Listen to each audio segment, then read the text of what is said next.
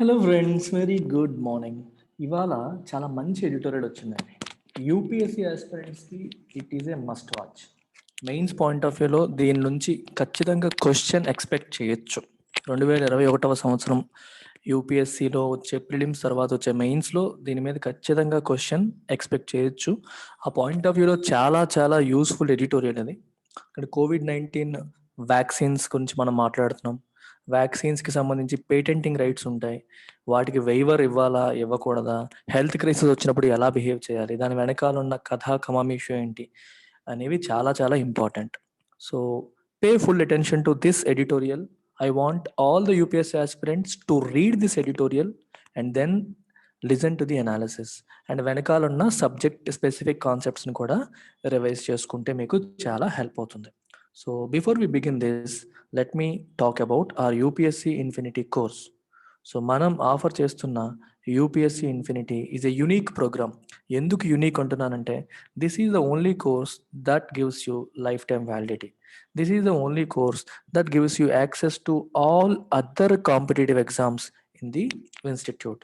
Group 1, group 2, RBI grade B, IBPS, SSC CGL, మనం offer చేస్తున్న అన్ని కాంపిటేటివ్ ఎగ్జామ్స్కి కూడా మీకు free unlimited life time access అనేది వస్తుంది. And this is not just a prelims or any other course, it is prelims plus mains plus interview course except optional. Optional తప్పితే దీంట్లో అన్ని కవర్ అవుతాయి. And this comes with life time validity. And నేను ఒక 2 aspects మీకు చెప్తాను. రెగ్యులర్గా మనం మాట్లాడే లైఫ్ టైమ్ వ్యాలిడిటీ ఇవన్నీ కాకుండా అనదర్ 2 ఆస్పెక్ట్స్ చూడండి. కరెంట్ అఫైర్స్కి మన ఇన్స్టిట్యూట్ చాలా చాలా ఎక్కువ ఇంపార్టెన్స్ ఇస్తుంది. Every day Hindu analysis, PIB ఎనాలిసిస్తో పాటు ఈ రెండింట్లో కవర్ కాని ఆర్టికల్స్ని కూడా రాత్రి 8 గంటలకి ఒక లైవ్ క్లాస్లో 1 అవర్ పాటు జరిగే లైవ్ క్లాస్లో కవర్ చేయడం అనేది జరుగుతుంది.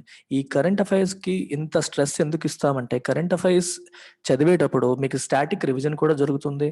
You will have good confidence. చాలా మంది స్టూడెంట్స్కి భయం కలిగేది కరెంట్ అఫైర్సే.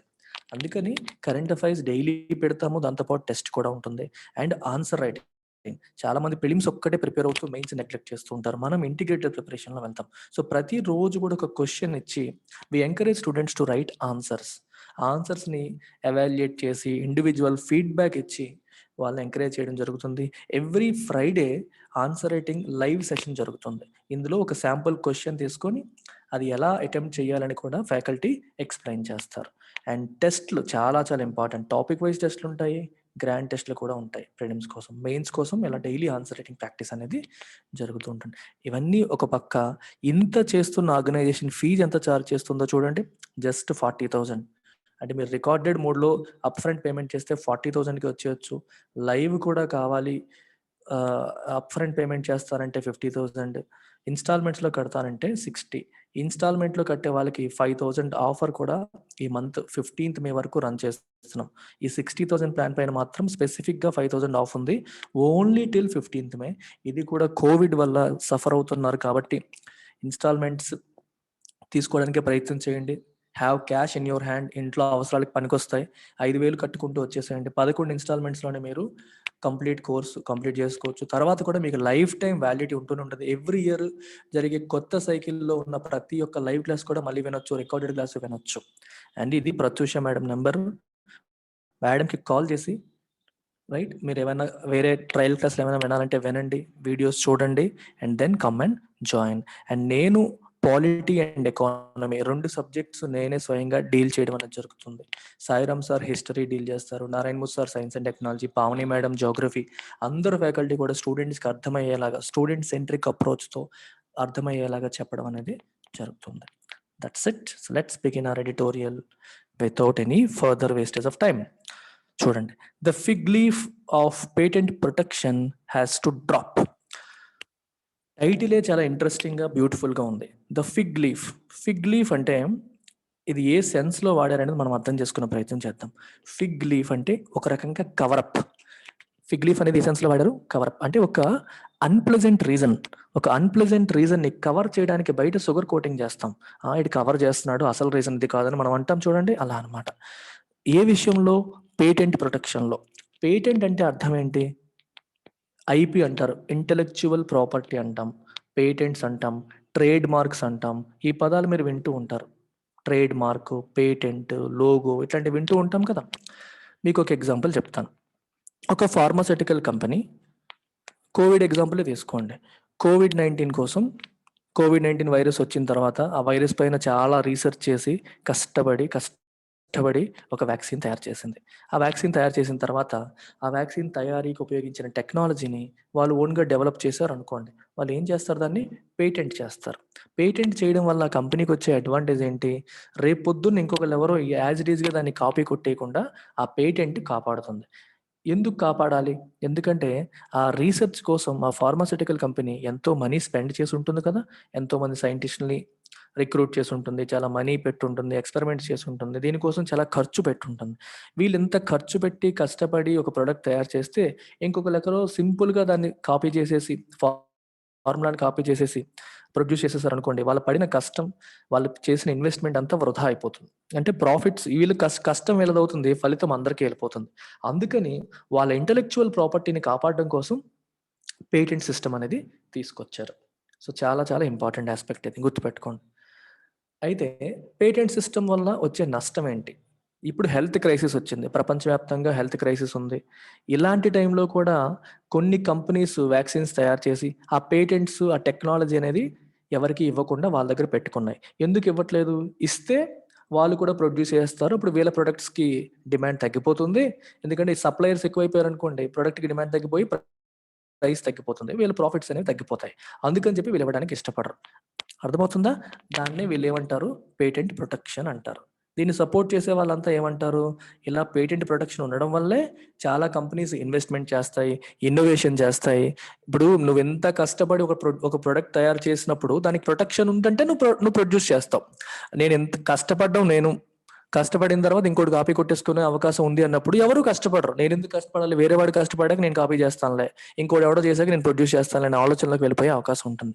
అందుకే పేటెంట్స్‌ని ప్రొటెక్ట్ చేయాలి అని చెప్పి ఎప్పుడు అంటూ ఉంటారు. ఇప్పుడు నేను చెప్పిందంతా ఏంటి?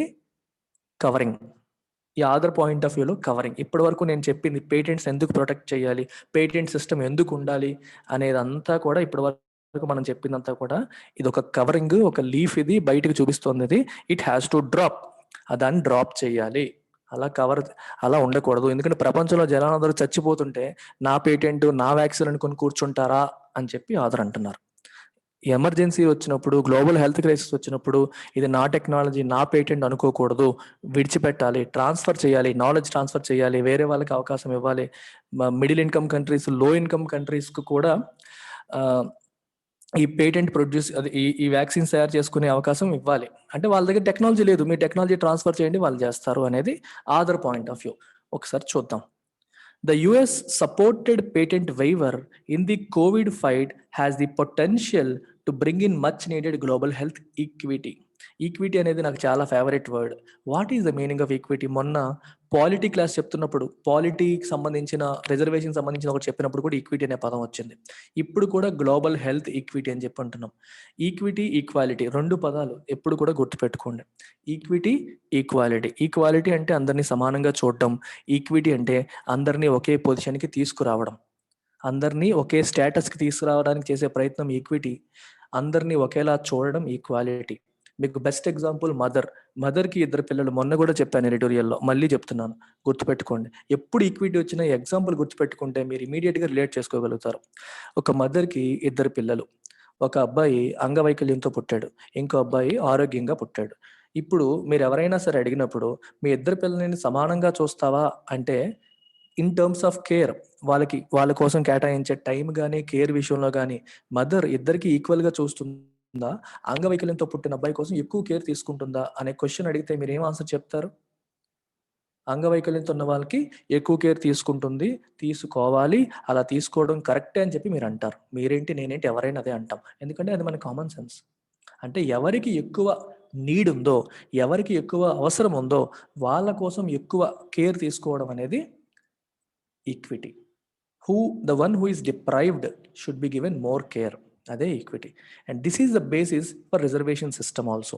ఎఫర్మేటివ్ యాక్షన్ అని చెప్పి కూడా అంటారు. వెనుకబడిన వర్గాలు, అణగారిన వర్గాలు, ఎప్పటి నుంచో వెనుకబడి ఉన్న వాళ్ళకి ఎడిషనల్ ఒక చేయూతను అందించి, గవర్నమెంట్ చేయూని అందించి మిగిలిన వాళ్ళతో వాళ్ళని కూడా ఈక్వల్‌గా చేయడానికి చేసే ప్రయత్నమే ఈక్విటీ. ఇప్పుడు గ్లోబల్ హెల్త్ ఈక్విటీ అంటే అర్థం ఏంటి? ప్రపంచంలో హెల్త్ పరంగా ఈక్విటీ లేదు. కొన్ని దేశాలు విపరీతంగా చాలా ముందున్నాయి. ఆఫ్రికా లాంటి కంట్రీలో ఉన్న దేశాలు చాలా వెనకబడి ఉన్నాయి. ఇప్పుడు పెద్ద పెద్ద డబ్బున్న దేశాల్లో ఉన్న కంపెనీసే వ్యాక్సిన్స్ మ్యానుఫ్యాక్చర్ చేస్తున్నాయి. వాళ్ళ దగ్గరే టెక్నాలజీ ఉంది. వాళ్ళు ప్రొడ్యూస్ చేసేవి ఆ దేశంలో ఉన్న ప్రజలకు మాత్రమే అందుతుంది. సో ఇప్పుడు ఈక్విటీ ఎక్కడొస్తుంది? Some people are becoming better and some people are going back. So దీనివల్ల ఏమవుతుందంటే ఆఫ్రికా లాంటి ఖండాల్లో ఉన్న దేశాల్లో ప్రజలకి వ్యాక్సిన్స్ అందక సఫర్ అవుతున్నారు. హెల్త్ ఈక్విటీ అనేది లేదు, చాలా డిఫరెన్స్ అనేది వచ్చేస్తుంది. సో కాబట్టి ఆ దేశంలో ఉన్న వాళ్ళకి కూడా అందించాలి. అలా అందించాలి అంటే పేటెంట్ వెయివర్ చేయాలి, మాఫీ చేయాలి. మీ దగ్గరే పెట్టుకుంటే అవ్వదు, టెక్నాలజీస్ ట్రాన్స్ఫర్ చేయాలి. ఆ దేశంలోని కంపెనీస్కి మీరు టెక్నాలజీని ట్రాన్స్ఫర్ చేస్తే వాళ్ళు ప్రొడ్యూస్ చేసుకుంటారు. అప్పుడు వాళ్ళని కూడా అందరిలాగా సమానంగా తీసుకొచ్చే అవకాశం ఉంటుంది అనేది ఇక్కడ ఉద్దేశం. ఇన్ఫ్యాక్ట్ జో బైడెన్ పేటెంట్ వెయివర్ని సపోర్ట్ చేశారు. అంటే పేటెంట్ సిస్టమ్ ఎస్పెషల్లీ ప్రస్తుతానికి ఈ కోవిడ్-19కి సంబంధించిన వ్యాక్సిన్కి సంబంధించిన పేటెంట్స్ని వెయివ్ చేయడం, మాఫీ చేయడం, ఉండొద్దు, ట్రాన్స్ఫర్ చేయండి అన్నట్టుగా ఆయన సపోర్ట్ చేశారు. జనరల్గా రిచ్ కంట్రీస్ వీటికి సపోర్ట్ చెయ్యవు. రిచ్ కంట్రీస్ వరల్డ్ ట్రేడ్ ఆర్గనైజేషన్లో rich countries America, European Union, UK ఇవన్నీ కూడా పేటెంట్ వెయివర్ని సపోర్ట్ చేయవు. ఎప్పుడు కూడా పేటెంట్ని ప్రొటెక్ట్ చేయాలని చెప్తాయి. ఎందుకంటే పేటెంట్ని ప్రొటెక్ట్ చేసినప్పుడే కంపెనీస్ ఇన్సెంటివైజ్ అవుతాయి. ఇన్సెంటివైజ్ అవ్వడం అంటే ఎంకరేజ్ అవుతాయి. అరే నేను కష్టపడి నేను ఇన్నోవేషన్ చేసి 10 సంవత్సరాలు రీసెర్చ్ చేసి ఒక ప్రొడక్ట్ కనిపెడతాను, దాన్ని పేటెంట్ చేసుకునే అవకాశం ఉంటే ఇంకో 10 సంవత్సరాలు దానిపైన ప్రాఫిట్స్ నేను తింటాను. అదే నేను 10 సంవత్సరాలు నేను కష్టపడిన తర్వాత అదే సంవత్సరం ఇంకొకటి కాపీ కొట్టేసాడు అనుకోండి, నేను నా 10 సంవత్సరాల కష్టం వృధా అవుతుందని చెప్పి నెక్స్ట్ టైం నేను ఇన్నోవేట్ చేయడానికి ఇష్టపడను, రీసెర్చ్ చేయడానికి ఇష్టపడను.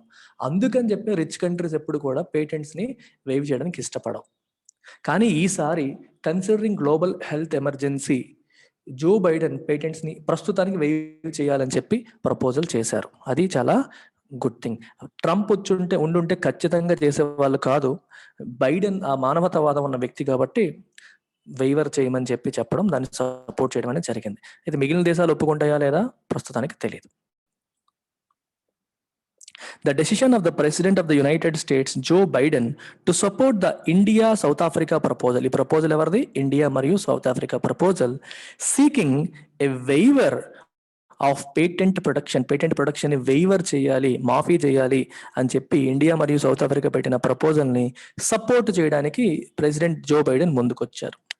For technologies, patent protection for technologies needed to combat and contain COVID-19 comes as a shot in the arm for global health.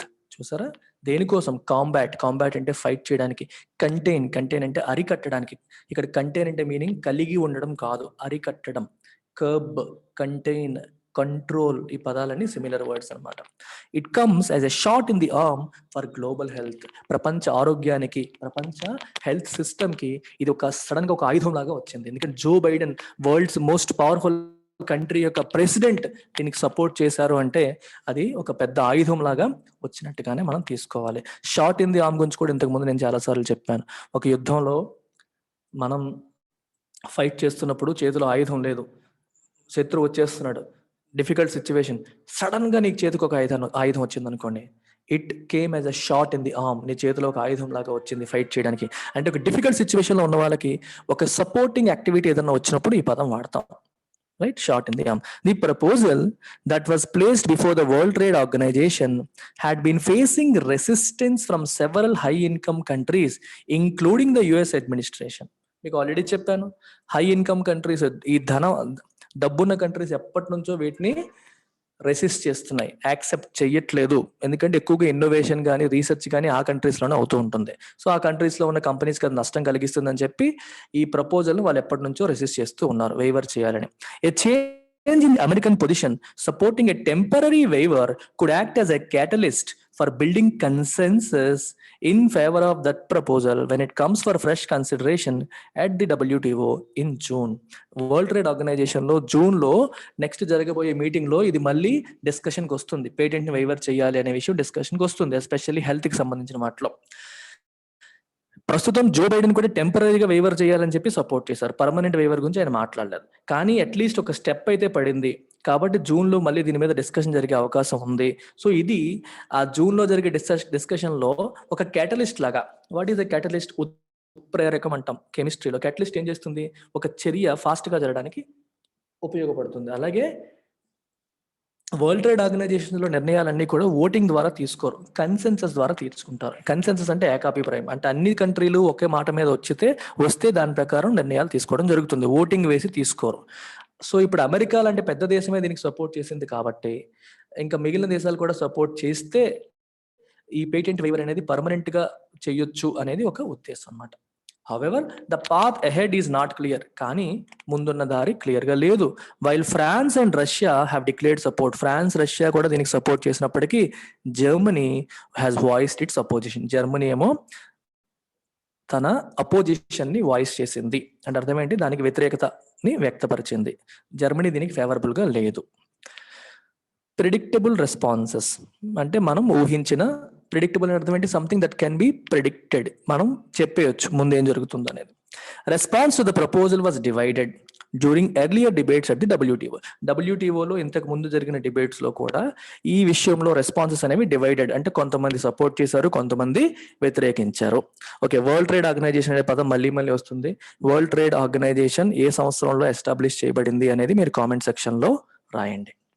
While many low and middle income countries supported it, resistance came from the US, the United Kingdom, the European Union, Switzerland, Australia and Japan. ముందు నుండి చెప్తుంది, లో and middle income countries ఏమో దాన్ని support చేస్తూ ఉన్నాయి. దేన్ని? Patents ని వేవర్ చేయండి, పేటెంట్స్ పెద్ద కంపెనీ వాళ్ళు ఎవరన్నా తయారు చేస్తే అది మాకు ట్రాన్స్ఫర్ చేస్తే మేము వాడుకుంటాము, మాకు ఉపయోగపడుతుంది అనేది లో ఇన్కమ్ కంట్రీస్ యొక్క వాదన. కానీ రిచ్ కంట్రీస్ దాన్ని వ్యతిరేకిస్తూ వచ్చాయి. A strange addition to this group was Norway, which usually supports initiatives that promote global health equity. Norway కూడా ఈ గ్రూప్ లో చేరిపోయిందంట. ఎప్పుడు కూడా నార్వే గ్లోబల్ హెల్త్ ఈక్విటీని సపోర్ట్ చేస్తుంది. గ్లోబల్ హెల్త్ ఈక్విటీ అంటే అర్థం ఏంటి? హెల్త్ పరంగా అన్ని దేశాలని ఒకే తాటిపైకి తీసుకొచ్చే ప్రయత్నం. కొన్ని దేశాలు ఆరోగ్యపరంగా చాలా వెనకబడి ఉన్నాయి, చాలా జబ్బులతో, రోగాలతో, సరైన ఇన్ఫ్రాస్ట్రక్చర్ లేక, ఫెసిలిటీస్ లేక సఫర్ అవుతున్న కంట్రీస్ చాలా ఉన్నాయి. వాటిని కూడా మిగిలిన రిచ్ కంట్రీస్ లాగే తీసుకురావడానికి చేసే ప్రయత్నాలు ఎప్పుడు నార్వే సపోర్ట్ చేస్తూ ఉంటుంది. అలాంటి నార్వే కూడా రిచ్ కంట్రీస్ తో కలిసిపోయి పేటెంట్ వేవర్ ని సపోర్ట్ చేయకుండా అపోజిట్ అయింది. ఆన్ దిస్ అకేషన్ ఈసారి it chose to shield patent rights. అది పేటెంట్ రైట్స్ ని కాపాడడానికి, పేటెంట్ వేవర్ ని కాదు, పేటెంట్ రైట్స్ ని ప్రొటెక్ట్ చేసుకునే పొజిషన్ ని తీసేసుకుంది. రైట్, ఇట్ చోజ్ ఆ నిర్ణయాన్ని తీసుకుంది, ఆ చాయిస్ ఎంచుకుంది. Since the WTO operates on consensus, చెప్పాను కదా, డబ్ల్యూటీఓ కన్సెన్సస్ మీద ఆపరేట్ చేస్తుంది, అంటే ఏకాభిప్రాయం, అన్ని దేశాలు ఒప్పుకుంటేనే నిర్ణయం తీసుకోవడం జరుగుతుంది. Rather than by voting the proposal did not advance. Consensus మీద ఆధారపడుతుంది కాబట్టి ప్రపోజల్ ముందుకు వెళ్ళలేదు. Despite drawing support of over 60 దేశాలు దానికి సపోర్ట్ చేసినప్పటికీ ప్రపోజల్ అనేది ముందుకు వెళ్ళలేదు. దేనికి ప్రపోజల్? పేటెంట్ వేవర్ కి. పేటెంట్స్ అనేవి వేవ్ ఆఫ్ చేయాలి, మాఫీ చేయాలి, టెక్నాలజీస్ ఫ్రీగా ట్రాన్స్ఫర్ చేసుకునే అవకాశం కల్పించాలి అనే దానికి 60 దేశాలు సపోర్ట్ చేసినప్పటికీ ముందుకు వెళ్ళలేదు. ఎందుకంటే అది కన్సెన్సస్ మీద నడుస్తుంది, not based on voting. Predictably, the pharmaceutical industry fiercely opposed it and vigorously lobbied many governments. తెలిసిందే కదా, ఫార్మాస్యూటికల్ ఇండస్ట్రీ దీన్ని సపోర్ట్ చేస్తుందా? ఆబ్వియస్ గా సపోర్ట్ చేయలేదు. We can predict it. ఇలా జరుగుతుందని మనం ఊహించిన విధంగానే, ప్రిడిక్టబుల్ అంటే అర్థం ఏంటి? ఊహించినట్లుగానే ఫార్మాస్యూటికల్ ఇండస్ట్రీ ఏం చేసింది? చాలా ఫియర్స్ గా, చాలా ఫోర్స్ఫుల్ గా అపోజ్ చేసింది. And vigorously lobbied. విగరస్లీ అంటే ఎనర్జెటిక్ గా, విగర్ అంటే energy, with lot of energy ఏం చేసింది? లాబీ చేసింది. లాబీ అంటే ట్రై టు ఇన్ఫ్లుయెన్స్. లాబింగ్ అని అర్థం ఏంటి? పెద్ద పెద్ద పొజిషన్స్ లో ఉన్న వాళ్ళని ఇన్ఫ్లుయెన్స్ చేసే ప్రయత్నాన్ని లాబింగ్ అంటాం. పెద్ద పెద్ద గవర్నమెంట్స్ ని లాబింగ్ ద్వారా ఇన్ఫ్లుయెన్స్ చేసే ప్రయత్నం చేసింది. Right wing political groups in the high income countries sided with the industry. ఈ డబ్బున్న దేశాల్లో ఉన్న రైట్ వింగ్ పొలిటికల్ గ్రూప్స్ వాళ్ళకి సపోర్ట్ గా నిలబడ్డాయి. రైట్ వింగ్ కంట్రీస్ అంటే ఇప్పుడు అమెరికాలో తీసుకుంటే మనకి ట్రంప్ ఉన్న రిపబ్లికన్ పార్టీ రైట్ వింగ్, ఇండియాలో తీసుకుంటే BJP right wing. Right wing countries ఎప్పుడు కూడా కన్జర్వేటిజం, అంటే ఇప్పుడు ఏ సిచ్యువేషన్ ఉందో అలాగే ఉండాలని కోరుకునేవి, మన దేశ ప్రయోజనాలే ముఖ్యమని కోరుకునేవి, మన గురించి ఆలోచించుకునేవి, మొత్తం అందరి గురించి ఆలోచించేలా కాకుండా మన గురించి ఆలోచించుకోవాలనే సెన్స్ తో ఉండే వాటిని మనం రైట్ వింగ్ అంటాం. Left wing politics, right wing politics అంటారు. మీకు మన దేశంలో అయితే లెఫ్ట్ కి కమ్యూనిస్టులు ఎగ్జాంపుల్, ఎక్కడైనా సరే రైట్ కి మన దేశంలో అయితే బీజేపీ ఎగ్జాంపుల్. చూడండి, బీజేపీ ఎప్పుడు దేనికోసం పోరాటం? మన దేశం, మన ట్రెడిషన్స్, మన పద్ధతులు అంటుంది. మన దేశం యొక్క ఇవి మీకు అర్థమవుతుందా? ఈ తరహా thinking right wing. And left wing వచ్చేసరికి హక్కులు, పోరాటాలు, రైట్స్, లిబర్టీ ఇవన్నీ మాట్లాడతారు. ప్రజల హక్కులు, ప్రజల పోరాటాలు, ప్రజల యొక్క స్వేచ్ఛ ఇవన్నీ వీళ్ళు మాట్లాడతారు. వాళ్ళు ప్రజల హక్కులు, పోరాటాల కంటే దేశం ముఖ్యం, సో దేశం యొక్క ట్రెడిషన్స్ ముఖ్యం, ఆచారాలు ముఖ్యం, అవి ముఖ్యం, ఇలా ముఖ్యం, అలా ముఖ్యం, వీటి కోసం ఇండివిజువల్ రైట్స్ని తొక్కేసినా పర్లేదు అనేది రైట్ వింగ్ థింగ్. అదే మనం ఇప్పుడు చూస్తూ ఉన్నాం. సో ఈ రైట్ వింగ్ జనరల్గా మన ట్రెడిషనల్గా మన వరల్డ్ పాలిటిక్స్ అబ్జర్వ్ చేస్తే రైట్ వింగ్ పాలిటిక్స్ ఫాలో అయ్యే కంట్రీస్ అన్నీ కూడా ఇండస్ట్రీని, ఎస్పెషల్లీ క్యాపిటలిజంని సపోర్ట్ చేస్తూ ఉంటాయి. అంటే ఫ్రీ మార్కెట్ విధానాన్ని సపోర్ట్ చేస్తాయి, అంటే ఇండస్ట్రియల్కి ఫ్రీ హ్యాండ్ ఇస్తాయి. అది కూడా మనం చూస్తున్నాం. పబ్లిక్ సెక్టర్ అన్ని ప్రైవేటైజ్ చేయడం చూస్తున్నాము. కార్పొరేట్స్కి చాలా ఫ్రీ హ్యాండ్ ఇవ్వడం అనేది కూడా చూస్తూ ఉన్నాం. ట్రంప్ ఇదే కోవా, మన మోదీ గారు కూడా అదే కోవాకి చెందిన వాళ్ళు. Microsoft founder and billionaire Bill Gates was strident అంటే చాలా ఫోర్స్ఫుల్గా, స్ట్రిక్ట్గా ఫోర్స్ఫుల్గా అనమాట. In his opposition to patent waivers for vaccines, justifiably drawing ire from the public health community for a stance that was at great variance from his projected image as a messiah of global health. Very important sentence ఇది.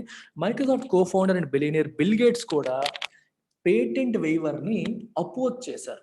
యాక్చువల్గా మీకు గుర్తుంటే 2015లో bill gates గారు ఇచ్చిన ఒక speech viral అయింది COVID-19 వచ్చినప్పుడు last time. ఎందుకంటే ఆయన ఆ స్పీచ్లో ఏమన్నారంటే, మనకి నెక్స్ట్ వచ్చే global disaster third world war కాదు, న్యూక్లియర్ వార్ కాదు, it will be A biological disaster అని చెప్పి 2015లో ఆయన ప్రిడిక్ట్ చేశారు. ఒకవేళ ఇలాంటి డిజాస్టర్ వస్తే దాన్ని ఎదుర్కొనే కెపాసిటీ ప్రస్తుతం ఉన్న వరల్డ్కి లేదు. సో వరల్డ్ అనేది ఆ దిశగా అడుగులు వేయాలని 2015లోనే చెప్పారు.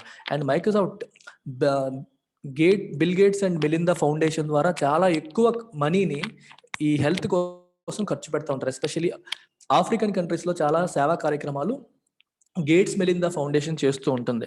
అందుకని ఆయనకున్న ఇమేజ్ ఏంటి, మెస్సయ్యా ఆఫ్ గ్లోబల్ హెల్త్. గ్లోబల్ హెల్త్కి ఆయన సేవియర్. మెస్సయ్యా అంటే సేవియర్, రక్షకుడు అని ఆయనకు ఒక ఇమేజ్ ఉంది. కానీ ఆ ఇమేజ్కి ఎట్ గ్రేట్ వేరియన్స్ ఆయన ఒక కొత్త స్టాన్స్ తీసుకున్నారు. స్టాన్స్ అంటే ఒక opinion. What is the meaning of stance? ఒక పొజిషన్ తీసుకున్నారు. ఏంటో position? Opposition to patent waivers. ఇప్పుడు మనం ఏమనుకుంటాం, మైక్రోసాఫ్ట్ co-founder బిల్ గేట్స్ మరి గ్లోబల్ హెల్త్కి ప్రొటెక్టర్, సేవియర్ కదా, అంటే మరి ఆయన ఏం ఆలోచిస్తాడు, జనరల్గా అందరికీ అందాలని చెప్పి కోరుకుంటారు కదా, మరి పేటెంట్స్ని వెయివర్ చేస్తే అందరికీ అందుతుంది కదా, సో ఆయన దానికి సపోర్ట్ చేస్తారని అందరూ అనుకుంటాం. కానీ he took a different stance, దానికి ఆపోజిట్ స్టాన్స్ తీసుకున్నారు. పేటెంట్ వెయివర్ని ఆయన అపోజ్ చేశారు. అది it is at variance with his general image. ఆయనకున్న ఇమేజ్కి అది ఆపోజిట్గా వేరే రకంగా అది ఉంది. అండ్ జస్టిఫైయబుల్లీ డ్రాయింగ్ ఐర్ అంటే కోపం, ఐర్ అంటే కోపం. జస్టిఫైబుల్ అంటే వాట్ ఈస్ జస్టిఫికేషన్? ఏదైనా చెప్పినప్పుడు మనం జస్టిఫై చేసుకోవడం అంటే అర్థం ఏంటి? జస్టిఫై దిస్ అంటే అర్థం ఏంటి? సమర్థించుకోవడం. సమర్థనీయంగానే drawing ire from the public health కమ్యూనిటీకి చాలా కోపం వచ్చేలాగా ఆయన స్టాన్స్ అనేది ఉంది. ఎందుకంటే అందరూ ఈయన గురించి ఎంత పాజిటివ్గా అనుకుంటారో, ఈయనేంటి దీన్ని అపోజ్ చేస్తున్నాడు అని. It appeared that patent rights would be doggedly defended even in the face of a devastating pandemic. Doggedly అంటే జగమొండిగా ఈ టైంలో కూడా పేటెంట్ రైట్స్ ని గట్టిగా డిఫెండ్ చేస్తారు. Even in the face of devastating pandemic, ఎంత డ్యామేజ్ చేస్తున్న, సర్వనాశనాన్ని చేస్తున్న పాండమిక్ ఉన్న ఈ టైంలో కూడా వాటిని డిఫెండ్ చేస్తారనే అందరూ అనుకున్నారు. Right? In the face of ఇలాంటి సిచ్యువేషన్ మనం కాన్ఫరెంట్ చేస్తున్నప్పుడు కూడా, ఇన్ ద ఫేస్ ఆఫ్ అంటే వెన్ యు ఆర్ కాన్ఫరెంటింగ్, ఇలాంటి సిచ్యువేషన్ ఫైట్ చేస్తున్న క్రమంలో కూడా అందరూ పేటెంట్ రైట్స్ నే సపోర్ట్ చేస్తారు, పేటెంట్ వేవర్ని సపోర్ట్ చెయ్యరు అని చెప్పి కనిపించింది అన్నారు. It appeared. దానికి వాళ్ళు ఇచ్చే కారణాలు హాలో రీజన్స్. హాలో అంటే అర్థం ఏంటి? నిండుకుండ తొనకదు అంటారు. నిండుకుండ ఫుల్ గా ఉండేదే, ఏవి లేకపోతే హాలో అంటే లోపలేమీ లేకపోవడం, బయటికి పెద్ద గొల్ల అంటాం తెలుగులో, రైట్? బయటికి సాలిడ్ గా కనిపించిన లోపలేమీ లేకపోతే హాలో అంటారు. అంటే ల్యాక్ ఆఫ్ సబ్స్టెన్స్. ఈ కారణాలకి బలం లేదు. బలం లేని కారణాలు ఈ కంపెనీలన్నీ ఇస్తూ ఉంటాయి, కంట్రీలన్నీ ఇస్తాయి. దేనికి? పేటెంట్ రైట్స్ ని ప్రొటెక్ట్ చేయాలి అని. ఏంటా రైట్స్? నేను ఆల్రెడీ మాట్లాడేశాను. Many specious reasons were offered for such a defence. Patents ని ఎందుకు ప్రొటెక్ట్ చేయాలి అనడానికి వాళ్ళు రకరకాల రీజన్స్ ఇస్తారు. ఎటువంటి రీజన్స్? Spacious reason. స్పీషియస్ అంటే అర్థం ఏంటంటే seemingly right but not correct. అంటే బయటికి మంచిగా కరెక్ట్ రీజన్స్ లాగా అనిపిస్తాయి, కానీ కరెక్ట్ రీజన్స్ కావు. అర్థమైంది? సీమింగ్లీ షుగర్ కోటింగ్ అన్నమాట. బయటికి మంచిగా కనిపిస్తాయి, కానీ యాక్చువల్గా అవి కరెక్ట్ రీజన్స్ కావు. అలాంటి రీజన్స్ ఇస్తూ ఉంటారు. ఏమని ఇస్తారు? It was argued that the capacity for producing vaccines of assured quality and safety was limited to some laboratories, and that it would be hazardous to permit manufacturers in low and middle income countries to play with technologies they cannot handle. ఈ పెద్ద పెద్ద countries ఏమంటాయంటే, assured quality, మీరు కోరుకున్న క్వాలిటీతో సేఫ్టీతో వీటిని produce చేయాలి అంటే చాలా కష్టం, అది కొన్ని ల్యాబొరేటరీస్లో మాత్రమే సాధ్యము. లో ఇన్కమ్ మిడిల్ ఇన్కమ్ కంట్రీస్లో ఎటువంటి టెక్నాలజీస్ ఈ హ్యాండిల్ చేసే కెపాసిటీ లేదు. వాళ్ళకి మనం పర్మిట్ చేసేసి మీరు వ్యాక్సిన్ ప్రొడ్యూస్ చేసేమైనా అవకాశం ఇస్తే ఇట్ విల్ బి హజార్డస్, అది హానికరము. దానివల్ల వాళ్ళు సరైన సేఫ్టీ ప్రికాషన్స్ లేకుండా, సరైన ట్రయల్స్ లేకుండా, పద్ధతులు ఫాలో అవ్వకుండా ప్రొడ్యూస్ చేస్తారనుకోండి, దానివల్ల ప్రజలకు ఇంకా ఎక్కువ నష్టం జరుగుతుంది అని చెప్పి వీళ్ళు ఒక రీజన్ చెప్తూ ఉంటారు. ఈ రీజన్ ఎలాంటిది? This smacks of hypocrisy. ఇది ఒక ఇడియం, నోట్ చేసుకోండి. If something smacks of something అంటే అర్థం ఏంటి? హిపోక్రసీ అంటే ఫస్ట్ తెలుసుకోండి. What is hypocrisy? బయటకి గొప్పల మాట్లాడుతూ లోపల అది ఆ తత్వం లేకపోవడం. అంటే బయట ఒకలాగా లోపల ఒకలాగా, బయటికి పెద్ద పెద్ద మాటలు మాట్లాడేస్తూ లోపల తత్వం అది లేదనుకోండి, దాన్ని మనం హిపోక్రసీ అంటాం. He's a hypocrite. బయటికి చాలా కబుర్లాడతాడు, లోపల మాత్రం మంచోడు కాదు అంటాం చూడండి, అట్లాంటిది హిపోక్రసీ. అలాగే ఇప్పుడు ఈ కంపెనీస్, ఈ పెద్ద హై ఇన్కమ్ కంట్రీస్ చేస్తున్న వాదన కూడా ఇట్ స్మాక్స్ ఆఫ్ హిపోక్రసీ. అంటే ఈ వాదన it has a characteristic of hypocrisy. And బయటికి ఇలా కబుర్లు చెప్తున్నారు కానీ లోపల వాళ్ళ ఉద్దేశం అది కాదు అని అర్థం. If something smacks of hypocrisy, it has the characteristic of hypocrisy. It has the characteristic of or the quality of hypocrisy. అంటే ఆ క్వాలిటీ ఉంది అని అర్థం. ఏ క్వాలిటీ? Hypocrisy quality. హిపోక్రసీ అంటే అర్థం ఏంటి? లోపల చెడు పెట్టుకుని బయటికి మంచిగా మాట్లాడటం. ఎందుకన్నారంటే this smacks of hypocrisy when pharmaceutical manufacturers have no reservations about contracting industries in those countries to manufacture their patent protected vaccines for the global market. ఇక్కడ రిజర్వేషన్ అనే పదం చూసారు ఎలా వచ్చిందో? రిజర్వేషన్ అంటే మనం రోజు వినే రిజర్వేషన్ కాదు. రిజర్వేషన్స్ అంటే అనుమానాలు, డౌట్స్, భయాలు అని అర్థం, రైట్? ఇక్కడ ఏంటి? Pharmaceutical manufacturers have no reservations. వాళ్ళకి భయం లేదు, అనుమానం లేదు. దేనికి?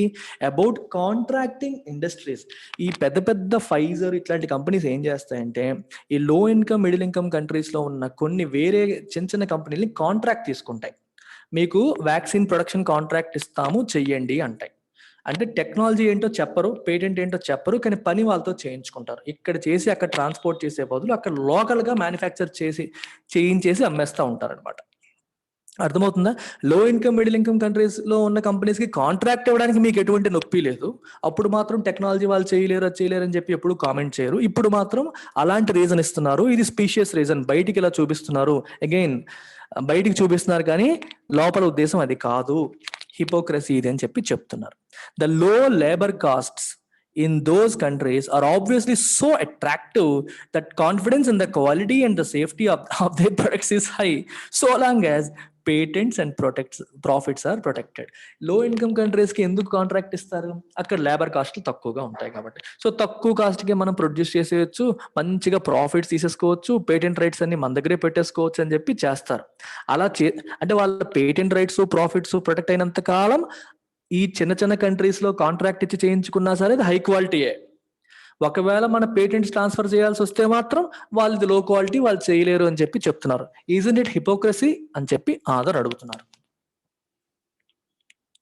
దిస్ అమేజింగ్ డూప్లిసిటీ అంటే డుబియస్నెస్, డూప్లిసిటీ అంటే డిసీట్ఫుల్నెస్, మోసపూరిత విధానం, దాన్ని డూప్లిసిటీ అని చెప్పి అంటాం. This amazing duplicity has been seen for years when multinational firms have sub contracted manufacture of patented products to industries with low production cost in developing countries. ఎందుకంటే వాళ్ళు ఎప్పటి నుంచో కొన్ని సంవత్సరాలుగా డెవలపింగ్ కంట్రీస్ కి సబ్ కాంట్రాక్ట్ చేస్తున్నారు. వేటిని?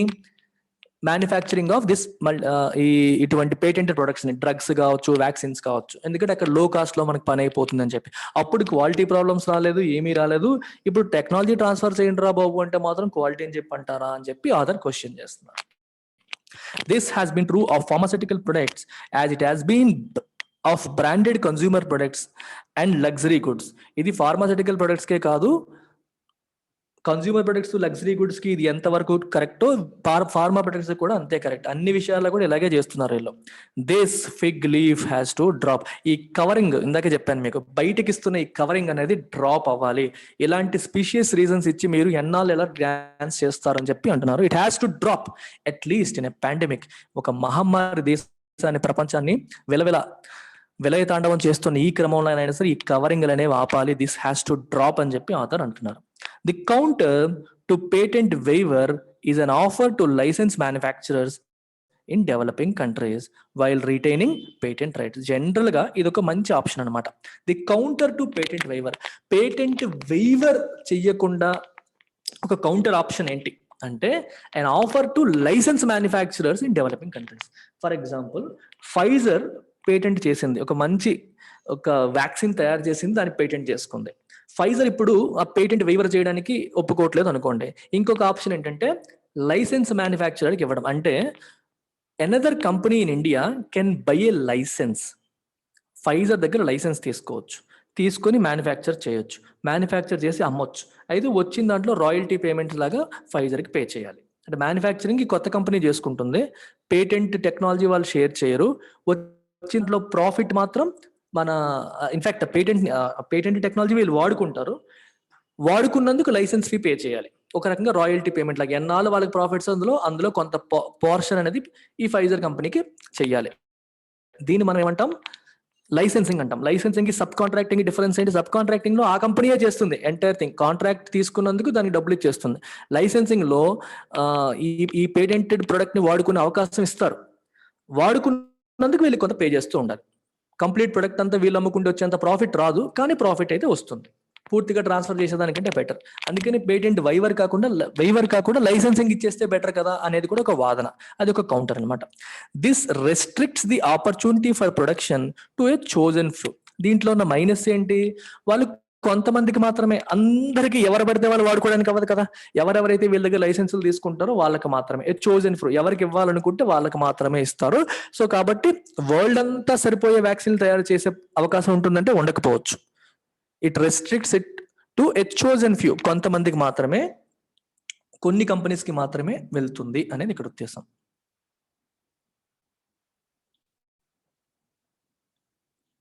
ఓకేనా? The terms of those agreements are opaque. Opaque అంటే నాట్ ట్రాన్స్పరెంట్. ఇలా ఈ పెద్ద కంపెనీ మరియు లైసెన్స్ తీసుకున్న కంపెనీకి మధ్యలో జరిగే అగ్రిమెంట్స్ అనేవి ట్రాన్స్పరెంట్ కాదు, opaque. Transparent glass, opaque glass, పారదర్శకం, అపారదర్శకం. అంటే ఆ టర్మ్స్ అనేవి క్లియర్ కాదు, బయటికి తెలియదు. And offer no assurance of equity in access to the products at affordable prices. ఇప్పుడు ఈ లైసెన్స్ తీసుకున్న కంపెనీస్ ప్రొడ్యూస్ చేసిన వాళ్ళు ఎవరికి ఇవ్వాలి, ఏ కంట్రీకి ట్రాన్స్ఫర్ చేయాలనే విషయంలో కూడా క్లారిటీ ఉండదు. పేద కంట్రీస్కి యాక్సెస్ ఇస్తారంటే గ్యారెంటీ లేదు, ఎందుకంటే ఇందులో కూడా ప్రాఫిట్ మోటివే ఉంది కదా. సో కాబట్టి వాళ్ళు ప్రొడ్యూస్ చేసి ఎవరు రిచ్ కంట్రీస్కి అమ్ముకునే అవకాశం ఉంటుంది. సో ఈక్విటీ వస్తుందన్న అష్యూరెన్స్ లేదు, అఫోర్డబుల్ ప్రైసెస్కి ఇస్తారన్న అవకాశము లేదు.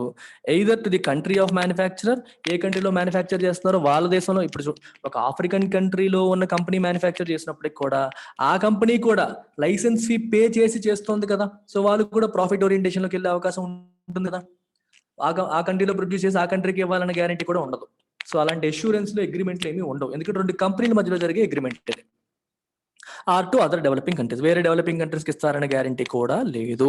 It was also stated that developing countries could be supplied vaccines through the COVAX facility set up by several international agencies and donors. International agencies, donors కలిపి క్రియేట్ చేసిన కోవాక్స్ ఫెసిలిటీ ద్వారా developing కంట్రీస్కి vaccine supply చేయొచ్చు అని చెప్పి అన్నారు.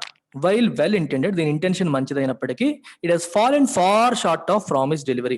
అది ఎవరికైతే ప్రామిస్ చేసిందో, ఎవరెవరికి ఏమేమి ఇస్తామని మాట ఇచ్చిందో అది అనుకున్నట్టుగా చేయలేకపోయింది. It has fallen short of it. Some US states have received more vaccines than the entire Africa has from COVAX. అమెరికాలో ఉన్న కొన్ని రాష్ట్రాలకే మొత్తం ఆఫ్రికాకి వెళ్ళిన వ్యాక్సిన్స్ కంటే ఎక్కువ వ్యాక్సిన్స్ వెళ్ళిపోయాయంట. చూడండి మరి దానివల్ల ఈక్విటీ ఎక్కడ వస్తుంది? The trickle down theory does not work well in the global vaccine supply, just like its dubious application in economics. Trickle down theory, beautiful theory ఇది ఒకసారి మీకు చెప్తాను వినండి.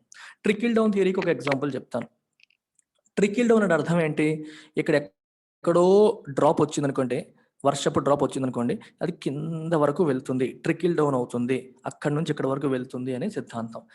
ఇది వర్షపు డ్రాప్తో ఎందుకు మనం చెప్పడం? రియల్ లైఫ్ ఎగ్జాంపుల్ తీసుకుందాం. చాలా కంట్రీస్లో ఏమంటారంటే, మీరు రిచ్ కార్పొరేట్స్ని సపోర్ట్ చేయండి, అలా సపోర్ట్ చేయడం వల్ల కార్పొరేట్స్ బాగా గ్రో అవుతాయి, గ్రో అవడం వల్ల ఎకానమీ గ్రో అవుతుంది, జీడిపి గ్రో అవుతుంది, దానివల్ల పేదవాడికి కూడా బెనిఫిట్ అవుతుంది అని చెప్పి చెప్తూ ఉంటారు. మీకు డౌట్ వస్తుంది, కార్పొరేట్స్ బాగుపడితే పేదవాడు ఎలా బాగుపడతాడు సార్ అని చెప్పి మీకు డౌట్ వస్తుంది. ట్రికిల్ డౌన్ ఎఫెక్ట్ ఎక్కడ వస్తుంది సార్? కార్పొరేట్ వాడు బాగుపడితే ఆడే బాగుపడిపోతాడు, పేదవాడు ఎందుకు బాగుపడతాడని మనకి క్వశ్చన్ వస్తుంది. కానీ ట్రికిల్ డౌన్ ఉంటుంది అని చెప్తారు. ఏ రకంగా? ఒక ఎగ్జాంపుల్ తీసుకుందాం. ఇప్పుడు మన దేశంలో కార్పొరేట్ కంపెనీస్ ఉన్నాయి. లెటస్ సే అంబానీ ఉన్నారు, అదానీ ఉన్నారు, టాటా ఉన్నారు, బిర్లా ఉన్నారు, ఇంకా అందరూ కార్పొరేట్ కంపెనీస్ అన్నీ ఉన్నాయి. వీళ్ళు ప్రజెంట్ 30% ట్యాక్స్ కడుతున్నారు అనుకోండి. గవర్నమెంట్ ఒకవేళ దీన్ని 20% ట్యాక్స్కి తగ్గించింది అనుకోండి. కార్పొరేట్ ట్యాక్స్ తగ్గించింది. ట్యాక్స్ తగ్గించింది అంటే అది ఎవరికి హెల్ప్ చేస్తుంది? కార్పొరేట్ కంపెనీస్కి ఆ నిర్ణయం అనేది హెల్ప్ చేస్తుంది. ఈ ట్రికిల్ డౌన్ థియరీ ఏం చెప్తుందంటే, కార్పొరేట్ కంపెనీస్కి మీరు ట్యాక్స్ తగ్గించడం వల్ల వాళ్ళకి ఆదాయం పెరుగుతుంది. ఆదాయం పెరిగినప్పుడు వాళ్ళు ఏం చేస్తారు? దే విల్ ఎక్స్పాండ్, కొత్త ఇండస్ట్రీస్ పెడతారు, ఇంకా ఎక్కువ మందికి ఎంప్లాయ్మెంట్ లభిస్తుంది. ప్లస్ మన దేశంలో ట్యాక్సులు తక్కువ ఉన్నాయని చెప్పి ఇంకా కొత్త కార్పొరేట్ కంపెనీస్ కూడా సంస్థలు పెడుతూ ఉంటాయి. దానివల్ల జీడిపి పెరుగుతూ ఉంటుంది, production of goods and services పెరుగుతుంది. గుడ్స్ అండ్ సర్వీసెస్ ప్రొడక్షన్ పెరగడం వల్ల దేశానికి ఒక ఇండివిజువల్ కంపెనీ నుంచి ట్యాక్స్ ఆదాయం తగ్గినప్పటికీ కొత్త కంపెనీస్ చాలా వస్తాయి కాబట్టి దాని ద్వారా దేశానికి ఆదాయం పెరుగుతుంది. ప్లస్ ఎక్కువ కంపెనీస్ రావడం వల్ల ఎక్కువ మందికి ఉద్యోగాలు వస్తాయి, ఎక్కువ మందికి ఉద్యోగాలు రావడం వల్ల ఎక్కువ కుటుంబాలు నిలబడతాయి. సో ఈ రిచ్ ఒక్కళ్ళే కాదు దీనివల్ల బాగుపడింది, పేదవాడు కూడా బాగుపడుతున్నాడు. ట్రికిల్ డౌన్ జరుగుతోంది అనేది ట్రికిల్ డౌన్ సిద్ధాంతం. అర్థమైందా మీకు? అంటే రిచ్ కి సపోర్ట్ చేసే పాలసీస్ తీసుకోవడం వల్ల రిచ్ ఒక్కళ్ళే కాదు పేదవాళ్ళు కూడా బాగుపడతారు అనేది సిద్ధాంతం. ఇప్పుడు నేను చెప్పిన ఎగ్జాంపుల్ వింటే మీకు లాజికల్ గానే అనిపిస్తుంది, కానీ రియల్ లైఫ్ లో జరుగుతోందా అంటే అంత గొప్పగా జరగట్లేదు. ఇలా జరిగితే మనకి రిచ్ కి పూర్ కి మధ్యలో ఉన్న గ్యాప్ అనేది ఏమవ్వాలి? తగ్గాలి. కానీ గ్యాప్, రిచ్ కి పూర్ కి మధ్యలో గ్యాప్ ఇండియాలో పెరుగుతూ ఉంది. అంటే ఇన్ఈక్వాలిటీ రోజు రోజుకి పెరిగిపోతా ఉంది. రైట్? ఎందుకు అవ్వట్లేదు అనేది విశ్లేషించాలి. ఈ ట్రికిల్ డౌన్ ఎఫెక్ట్ అనేది అదే చెప్తున్నారు ఆథర్. డుబియస్ అంటే డౌట్ఫుల్, ఎకనామిక్స్ లోనే దాని అప్లికేషన్ డౌట్ఫుల్, అలాగే ఇక్కడ కూడా అంతే. ఈ రిచ్ కార్పొరేట్స్ ని మీరు హెల్ప్ చేసేస్తే అందరికీ వచ్చేస్తుంది అనుకోవడం కాదు. అంటే ఇప్పుడు వీళ్ళు ఏం చెప్తారంటే, ఏ కార్పొరేట్ కంపెనీస్ అయితే వీటిని ప్రొడ్యూస్ చేస్తాయో వాళ్ళు మనం ఎంకరేజ్ చేస్తే వాళ్ళు ఇంకా ప్రొడ్యూస్ చేస్తారు, మీరేమో ట్రాన్స్ఫర్ చేసేయండి అంటే వాళ్ళు ఇంకా మరి నెక్స్ట్ టైం ప్రొడ్యూస్ చేయడమే మానేస్తారు, అది ఎవరికి మంచి చేయదు. ఇప్పుడు వాళ్ళ పేటెంట్స్ని ప్రొటెక్ట్ చేస్తే వాళ్ళు ఇంకా ప్రొడ్యూస్ చేస్తారు, ఇంకా కొత్త కంపెనీస్ పెడతారు, దానివల్ల మొత్తం అందరికీ హెల్ప్ అవుతుంది, ప్రపంచంలో అందరికీ ఆరోగ్యం అందుతుంది అనేది థియరీ. గ్లోబల్ వ్యాక్సిన్ సప్లైలో కూడా ట్రికిల్ డౌన్ థియరీ. అది ఎకనామిక్స్లో ఎలాగైతే డౌట్ఫుల్, ఇక్కడ కూడా డౌట్ఫుల్లే అని చెప్పి ఈయన అంటున్నాడు. క్రిటిక్స్ ఆఫ్ పేటెంట్ వెయివర్ని వ్యతిరేకించేవాళ్ళు, విమర్శించేవాళ్ళు వీళ్ళు ఏమంటారు? They say there is no evidence that extra capacity exists for producing vaccines outside of firms undertaking them now. Critics ఏమంటున్నారంటే, ప్రస్తుతం ఏ కంపెనీలు అయితే చేస్తున్నాయో వీళ్ళు కాకుండా ఇంకా చేసే కంపెనీస్ అసలు లేవు, బయట కెపాసిటీయే లేదు, ఇప్పుడు పేటెంట్స్ ని వెయివర్ చేసినా సరే ఉపయోగం లేదు, ఎవరు చేసేవాళ్ళు లేరు అని చెప్పి విమర్శకులు అంటున్నారు. Even before the change in the US's position, manufacturers from many countries expressed their readiness and avidly sought opportunities to produce the approved vaccine. America తన రెడీనెస్ ని ఎక్స్ప్రెస్ చేయడానికి ముందే, తన పొజిషన్ ని చేంజ్ చేయడానికి ముందే, ఇంతకుముందు పేటెంట్ వైవర్ ని సపోర్ట్ చేసేది కాదు, ఇప్పుడు సపోర్ట్ చేస్తోంది. ఈ సపోర్ట్ చేయడానికి ముందే చాలా కంట్రీస్ లో ఉన్న మ్యానుఫ్యాక్చరర్స్ ఎవిడ్లీ వాళ్ళ యొక్క రెడీనెస్ ని, వాళ్ళ యొక్క సంసిద్ధతని వ్యక్తపరిచారు. ఎవిడ్లీ అంటే చాలా ఎనర్జెటిక్ గా వాళ్ళ యొక్క సంసిద్ధతని వ్యక్తపరిచారు. అండ్ సాట్ ఆపర్చునిటీస్ కోరుకున్నారు, అడిగారు. ఎందుకు? To produce the approved versions produce చేయడానికి మాకు అవకాశం ఇవ్వండి, టెక్నాలజీ ట్రాన్స్ఫర్ చేయండి, మేము చేస్తామని చెప్పి చాలా కంపెనీస్ అనడం అనేది జరిగింది. They included industries in Canada, South Korea Canada లాంటి దేశాల్లో ఉన్న ఇండస్ట్రీస్ కూడా అడిగాయి, suggesting that capable manufacturers in high income countries too are ready to avail of the patent waivers but are not being allowed to enter a restricted circle. High income countries like Canada and south ఆఫ్రికాలో ఉన్న companies కూడా దీన్ని ఉపయోగించుకోవడానికి సిద్ధంగా ఉన్నాయి, కానీ వాళ్ళకే అవకాశం ఇవ్వట్లేదు. They are not being allowed to enter a restricted circle. ఇది ఒక రెస్ట్రిక్ట్ చేశారు, కొన్ని కంపెనీలకే రెస్ట్రిక్ట్ చేయడం జరిగింది, వాళ్ళకి అవకాశం అనేది ఇవ్వట్లేదు అని చెప్పి అంటున్నాం. The World Health Organization's mRNA vaccine technology transfer hub has already drawn interest from over 50 firms. World health organization mRNA vaccine technology transfer హబ్ని క్రియేట్ చేస్తే 50 కంపెనీలు దాన్ని ఉపయోగించుకుంటామని చెప్పి ఇంట్రెస్ట్ చూపించాయి. mRNA technology, messenger ribonucleic acid mRNA technology, vaccine technology. Vaccine manufacturing లో vaccine types of vaccines లో mRNA అనేది ఒక టైప్ ఆఫ్ వ్యాక్సిన్. ఇప్పుడు ఈ మోడర్నా వ్యాక్సిన్, ఫైజర్ అనుకుంటా, ఇవన్నీ కూడా mRNA మీద బేస్ చేసుకున్నాం అనుకోండి, ఎగ్జాక్ట్ గా గుర్తులేదు నాకు, but it's a beautiful concept. mRNA vaccine ఎలా పనిచేస్తుంది మీకు చెప్తాను, వినండి. Pay attention to my voice, you will figure out. అసలు వ్యాక్సిన్ అనేది ఎలా పనిచేస్తుంది మామూలుగా ఆలోచించండి. పోలియో వ్యాక్సిన్ ఎగ్జాంపుల్గా తీసుకుందాం. పోలియో వ్యాక్సిన్లో ఏముంటుందో తెలుసా మనకి? పోలియోని ఏ వైరస్ అయితే కాజ్ చేస్తుందో ఆ వైరస్సే పోలియో వైరస్ వైల్లో ఉంటుంది. అర్థమవుతుందా? సార్ అదేంటి సార్, వైరస్ బాడీలో పెడితే మరి పోలియో వచ్చేస్తుంది కదా సార్ అని డౌట్ వస్తుంది. కానీ ఆ వైరస్ బలంగా ఉండదు, లైవ్ అటెన్యూయేటెడ్ వ్యాక్సిన్ అంటారు. బాగా బలహీనంగా ఉన్న వైరస్ని మన బాడీలో ప్రవేశపెడతారు. పోలియోకి నిజంగా కాజ్ చేసే వైరస్ యొక్క బలహీనమైన వెర్షన్, అంటే ఆ వైరస్ మన బాడీలో ప్రవేశపెట్టినప్పటికీ మనకి దానివల్ల హాని కలగదు. అలాంటి వైరస్ని బాగా వీకెన్ చేసేసి అటెన్యూయేట్ చేసిన వైరస్ని బాడీలో ప్రవేశపెడతారు. ఎందుకు ప్రవేశపెడతారు? బాడీలో ప్రవేశపెట్టినప్పుడు మన బాడీలో ఉన్న ఇమ్యూనిటీ సిస్టమ్ యాక్టివేట్ అవుతుంది. ఎందుకని? ఒక ఫారెన్ మైక్రో ఆర్గానిజం, బయట నుంచి ఒక మైక్రో ఆర్గానిజం బాడీలోకి ఎంటర్ అయింది. It acts as an antigen. What is the meaning of antigen? మన బాడీలో ఉన్న ఇమ్యూనిటీ సిస్టమ్ని యాక్టివేట్ చేసే ఈ ఫారెన్ మైక్రో ఆర్గానిజంని యాంటీజెన్ అంటారు. ప్యాథోజన్ అంటే వ్యాధిని కలిగించేదాన్ని ప్యాథోజన్, వ్యాధికారక క్రిమిని ప్యాథోజన్ అంటారు. మన బాడీలో ఇమ్యూనిటీ వ్యవస్థ, రోగ నిరోధక వ్యవస్థని యాక్టివేట్ చేసే క్రిమిని యాంటీజెన్ అంటారు. జనరల్గా ప్యాథోజన్స్ అన్ని కూడా యాంటీజెన్స్ గా పనిచేస్తాయి. ఎందుకంటే ఒక వ్యాధికారక క్రిమి బాడీలో ఎంటర్ అయినప్పుడు మన ఇమ్యూనిటీ సిస్టమ్ యాక్టివేట్ అవుతుంది. ఇప్పుడు ఇది ప్యాథోజన్ కాదు, ఎందుకంటే వ్యాధిని కలిగించలేదు, దానికి అంత బలం లేదు. కానీ వ్యాధికారక క్రిమి యొక్క వీకెండ్ వెర్షన్, బలహీనమైన వెర్షన్ బాడీలోకి ఎంటర్ అయింది. సో ఇది ఎంటర్ అయినప్పుడు మన బాడీ ఇమ్యూనిటీ సిస్టమ్ ఏమనుకున్నారే, మన విలన్ వచ్చేసాడు, వీడిని చంపాలని చెప్పి మన ఇమ్యూనిటీ సిస్టమ్ యాక్టివేట్ అయిపోయి మన టీ సెల్స్, బి సెల్స్ ఇవన్నీ డిఫెన్స్ సిస్టమ్ రెడీ చేసుకుంటాయి. రెడీ చేసి ఆ వీక్ వైరస్ ని చంపేస్తాయి. వీక్ వైరస్ ని చంపడం వల్ల అడ్వాంటేజ్ ఏంటి? ఆ వైరస్ యొక్క డిఎన్ఏ, ఆర్ఎన్ఏ స్ట్రక్చర్ అంతా ఐడెంటిఫై చేసి దాన్ని ఎలా చంపాలో మన బాడీకి ఒక మెకానిజం రెడీ అయిపోతుంది. రేపు పొద్దున్న నిజంగా polio virus, original polio virus, బలంగా ఉన్న వైరస్ ఎంటర్ అయినా సరే మన బాడీకి మెమరీ ఉంటుంది, ఇమ్యూనిటీ సిస్టమ్కి మెమరీ ఉంటుంది. అది కనిపెట్టేస్తుంది, అరే ఇది ఆల్రెడీ మనం ఎలాంటి వైరస్ ని చంపేశాం కదా అని చెప్పి రెడీగా అది రాగానే దాన్ని చంపగలుగుతాయి. This is how vaccine concept అనేది పనిచేస్తుంది. అయితే ఇప్పుడు నేను మీకు చెప్పిన ఎగ్జాంపుల్లో యాక్చువల్ వైరస్ని, వీక్గా ఉన్న వైరస్ని బాడీలో ప్రవేశపెట్టారు. కానీ mRNA టెక్నాలజీలో ఏం చేస్తారంటే, ఇప్పుడు ఏ వైరస్, COVID-19 వైరస్ యొక్క స్ట్రక్చర్ని స్టడీ చేస్తారు. అంటే ఆ దాని బాడీ స్ట్రక్చరు, దాని ప్రోటీన్ స్ట్రక్చర్, దాని స్ట్రక్చర్, దాని RNAని స్టడీ చేస్తారు. అంటే దాన్ని జీన్ సీక్వెన్సింగ్ అనేది చేసి దాని RNA, డిఎన్ఏ అంటే అర్థం ఏంటి? కోడ్ లాగా అనమాట. కంప్యూటర్కి ప్రోగ్రామ్ మనం పెట్టి ఎగ్జిక్యూట్ చేస్తే అవుట్పుట్ వస్తుంది కదా, అలాగే మన బాడీలో కూడా కళ్ళు ఎలా ఉండాలి, ముక్కు ఎలా ఉండాలి, నోరు ఎలా ఉండాలి, బాడీ పొడిగి ఎంత ఉండాలి, పొట్టు ఎంత ఉండాలి, ఏ కలర్ ఉండాలి, ఇవన్నీ మన డిఎన్ఏ బట్టి ఆధారపడతాయి. So DNA is like A computer program. So ఈ యాక్చువల్ వైరస్ యొక్క కంప్యూటర్ ప్రోగ్రామ్ వైరల్ డిఎన్ఏని స్టడీ చేసి వైరస్ని లోపల పెట్టకుండా మన బాడీలో ఉన్న సెల్స్తోనే వైరస్ ఎలా ఉంటుందో అలాంటి ప్రోటీన్ని ఉత్పత్తి చేసే technology mRNA technology, messenger RNA technology. అంటే మీకు అర్థమైందా? మళ్ళీ ఒకసారి చెప్తాను వినండి.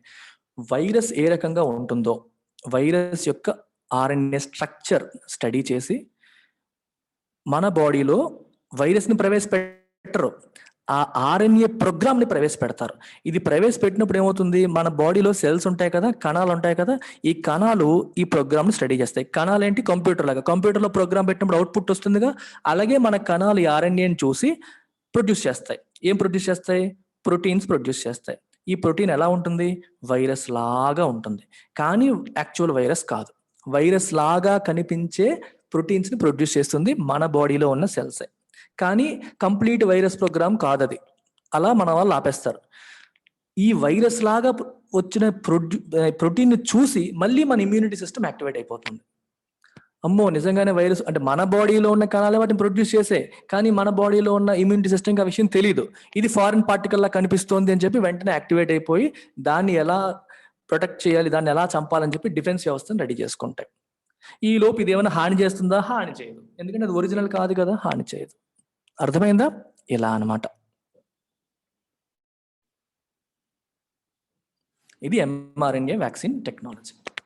Instead of arguing that capacity is limited అని ఆర్గ్యూ చేసే బదులు, student high income countries and other donors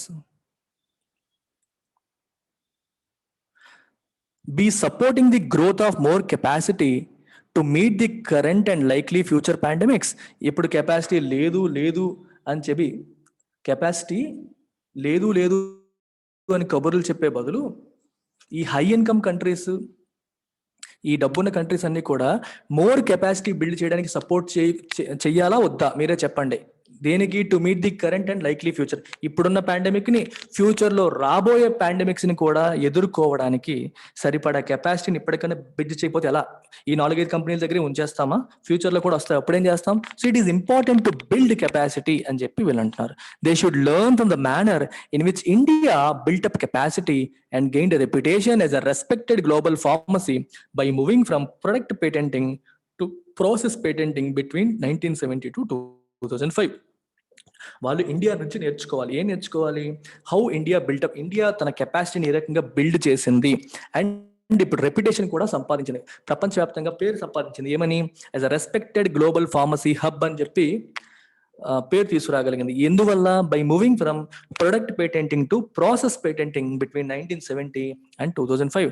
1970 మరియు 2005 మధ్యలో ప్రొడక్ట్ పేటెంటింగ్ నుంచి ప్రాసెస్ పేటెంటింగ్ కి మూవ్ అవడం ద్వారా ఇండియా ఏమైంది? రెప్యుటేషన్ ని సంపాదించగలిగింది. రైట్?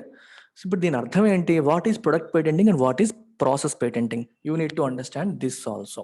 ఇప్పుడు చూడండి, ఇది ఒక ఫార్మా కంపెనీ 1 అనుకోండి, ఇది ఫార్మా కంపెనీ 2, ఫార్మా కంపెనీ 3 అని తీసుకోండి.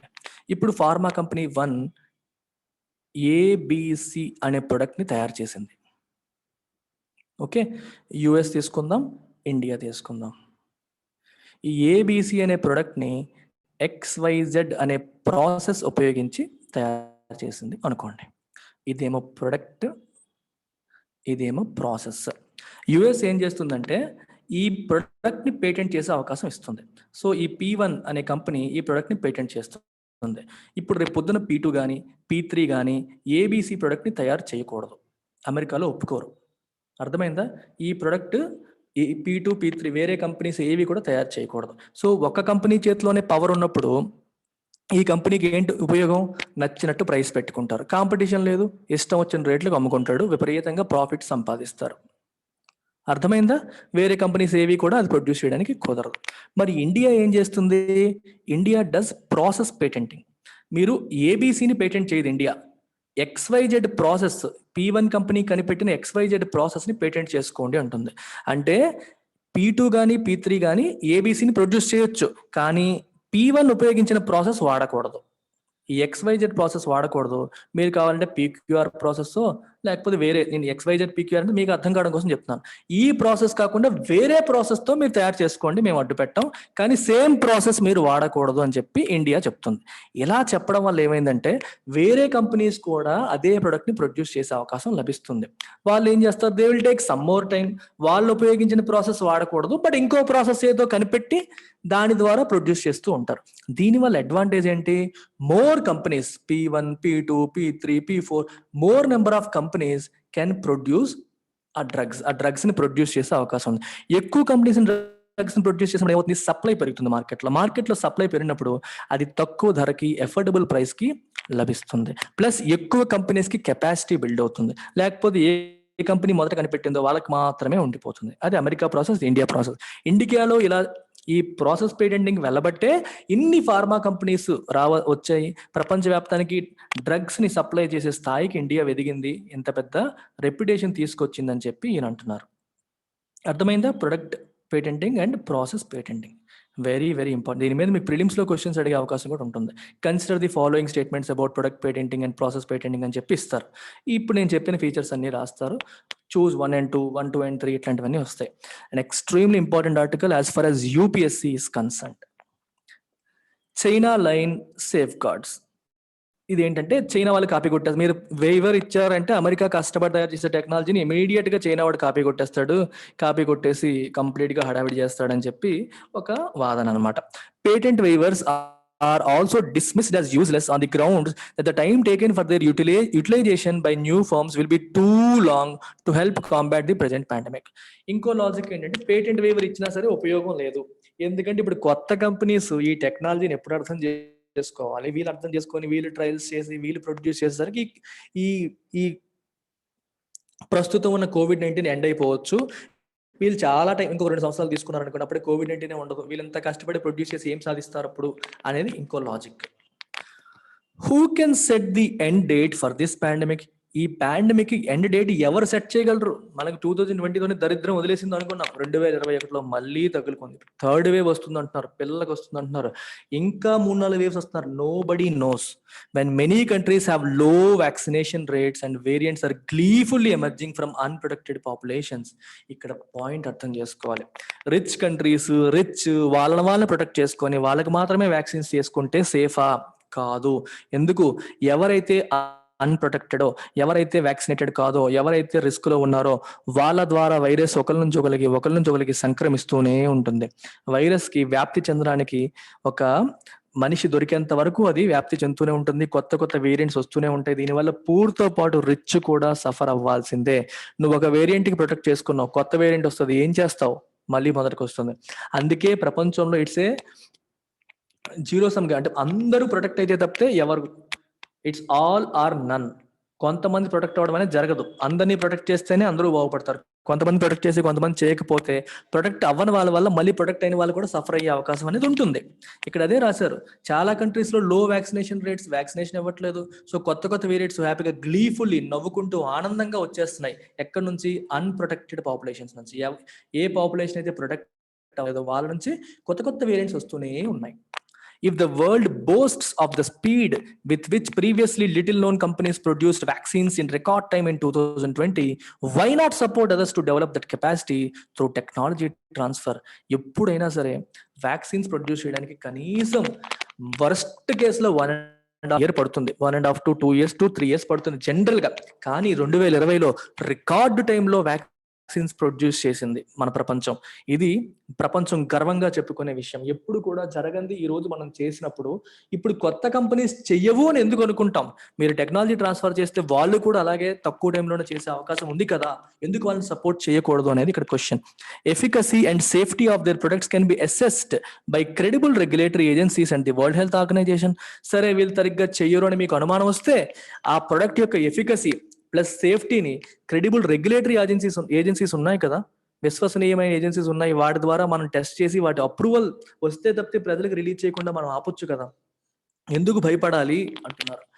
Patent waivers will benefit by increasing access not just to vaccines but also to essential drugs and diagnostic. Patent waivers అనేవి ఓన్లీ వ్యాక్సిన్స్ కే కాదు, ఎసెన్షియల్ డ్రగ్స్, డయాగ్నోస్టిక్స్ కూడా extend చేస్తే చాలా మందికి హెల్ప్ అవుతుంది.